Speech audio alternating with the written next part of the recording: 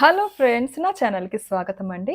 Friends, నేను బేతాళ కథలు చదివి వినిపిస్తున్నానండి. ఈ కథలు చాలా బాగుంటాయి. తప్పకుండా వినండి. ఈ కథ పేరు 'ధర్మ సంస్థాపన'. పట్టువదలని విక్రమార్కుడు చెట్టు వద్దకు తిరిగి వెళ్లి చెట్టుపై నుంచి శవాన్ని దించి భుజాన వేసుకుని ఎప్పటిలాగే మౌనంగా శ్మశానం కేసి నడవసాగాడు. అప్పుడు శవంలోని బేతాళుడు రాజా, నువ్వు ధర్మాధర్మాలు విచారించే పనికి పూనుకున్నావా? ధర్మం నిలబెట్టడం మాటలు కాదు. అందుకు నిదర్శనంగా నీకు గండడు అనే చోర శిఖామణి వృత్తాంతం చెబుతాను. శ్రమ తెలియకుండా విను అంటూ ఇలా చెప్పసాగాడు. పూర్వం వసంత నగరాన్ని మదనవర్మ అనే రాజు పాలించేవాడు. అతను సుఖలోలుడు. ఎప్పుడు తాగుతూ ఆడవాళ్లను చుట్టూ ఉంచుకుని ఆనందిస్తూ రాజ్యపాలన గురించి పట్టించుకునేవాడు కాడు. అందుచేత రాజ్యభారం అంతా మంత్రుల మీద, సేనాపతుల మీద ఉండేది. వాళ్ళు తమకు గల అధికారాలను యథేచ్ఛగా దుర్వినియోగం చేసి ప్రజలను కొల్లగొట్టేస్తూ ఉండేవారు. అయితే మదనవర్మ మహాధర్మాత్ముడని పై దేశాలలో పెద్ద ఖ్యాతి ఉండేది. దానికి కారణం ఏమంటే ఆయన ఏడాదికి 2 సార్లు గొప్పగా యజ్ఞాలు చేసేవాడు. బ్రాహ్మణులకు సంతర్పణలు చేసి ఘనంగా సంభావనలు ఇచ్చి వారి పొగడ్తలు, ఆశీర్వాదాలు పొందేవాడు. ఈ యజ్ఞాలకు అంతులేని డబ్బు, వస్తు సామగ్రి అవసరమయ్యేది. ప్రభుత్వోద్యోగులు దేశంలోని గ్రామాలన్నింటినీ ఊడ్చి వాటిని సేకరించేవారు. యజ్ఞం పూర్తి కాగానే దేశమంతటా దారిద్ర్యం విలయతాండవం చేసేది. ప్రజలు భయంకరమైన కష్టాలకు గురి అయ్యేవారు. రాను రాను ప్రజల జీవితం భీభత్సంగా తయారయింది. ఈ పరిస్థితిలో గండడు అనే ఒక గజదొంగ వెలిశాడు. వాడు వ్యాపారస్తులకు, బాటసారులకు సింహస్వప్నంగా తయారయ్యాడు. ఆ సంవత్సరం కూడా రాజుగారు యథావిధిగా యజ్ఞం జరిపించి బ్రాహ్మణులకు, సన్యాసులకు సంభావనలిచ్చి సత్కరించాడు. రామశర్మ అనే బ్రాహ్మణుడు కూడా రాజుగారి సత్కారాన్ని అందుకుని రాజుగారిచ్చిన బంగారు కాసులు మూటగట్టుకుని అరణ్య మార్గాన తన ఊరికి ప్రయాణమయ్యాడు.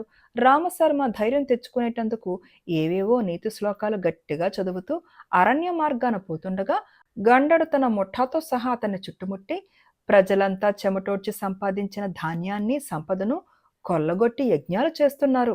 ఒకవైపు ప్రజలు రాజోద్యోగుల పీడలో చస్తున్నారు. వాళ్లే యజ్ఞ పశువులు.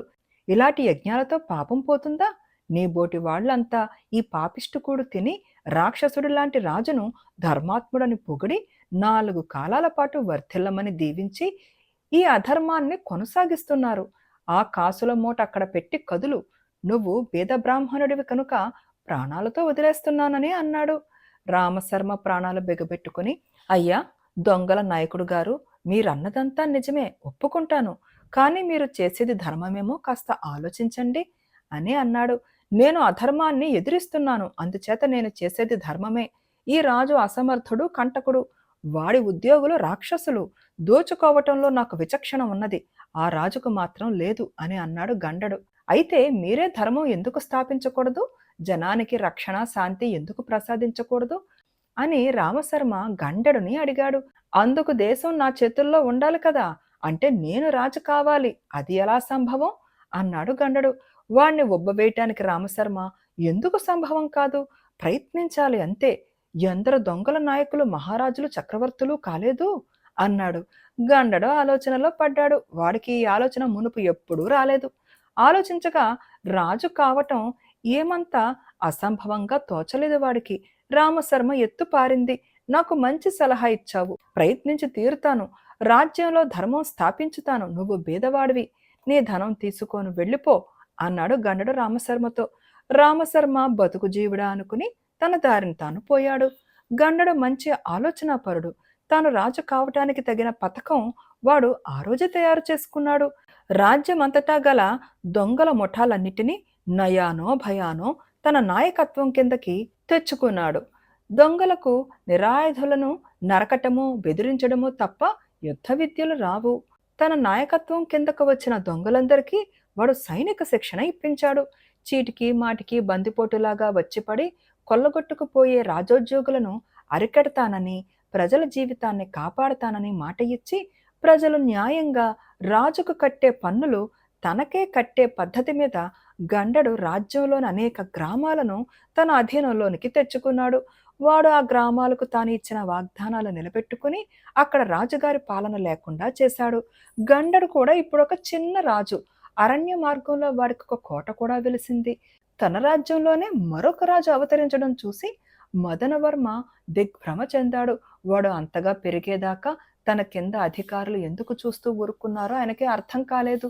ఆయన వాళ్ళను చెడామడా తిట్టి తన సైన్యాన్ని అరణ్యంలోకి స్వయంగా నడిపించుకుని వెళ్ళి గండడి కోటకు ముట్టడి వేశాడు. అరణ్యమే మదన శర్మను నాశనం చేసింది. అరణ్యంలో యుద్ధరంగం ఏర్పడదు. చెట్ల చాటు నుంచి, చెట్ల మీద నుంచి రాత్రివేళ గండుడి భటులు బాణాలు, అగ్ని బాణాలు వేసి రాజుండే శిబిరాన్ని తగలబెట్టేశారు. అనేక మంది సైనికులు చచ్చారు. రాజు, అతని వెంట ఉన్న ముఖ్య సైనికాధికారులు శిబిరంతో సహా బూడిదైపోయారు. మర్నాడే గండడు రాజలాంఛనాలతో తన సైన్యాన్ని వెంట పెట్టుకుని రాజధానికి వెళ్ళాడు. మదనవర్మ కొడుకును రాజభవనంలోని నిర్బంధంలో ఉంచి తన పట్టాభిషేకానికి ఉత్తరిచ్చాడు. గండడిది ఏ వర్ణం? క్షత్రియుడు కానివాడికి రాజ్యార్హత లేదు కదా అని కొందరు ధర్మ సందేహం వెలుబుచ్చారు. అది విని రాజపురోహితుడు వీర గండేశ్వర మహారాజులం గారు అత్యుత్తమ క్షత్రియులు, వారిది సూర్యవంశం, శ్రీరామచంద్రుల వారికి వీరు 108వ తరం వారు, వారి వంశవృక్షం అది వరకే నా వద్ద ఉన్నది అంటూ తాను తయారు చేసిన జాబితా చదివి సభికులకు వినిపించాడు. అది విని గండడు తాను నిజంగా సుక్షత్రియుణ్ణేనని నమ్మాడు. వాడికి రాజపురోహితుడిలో విశ్వాసం ఏర్పడింది.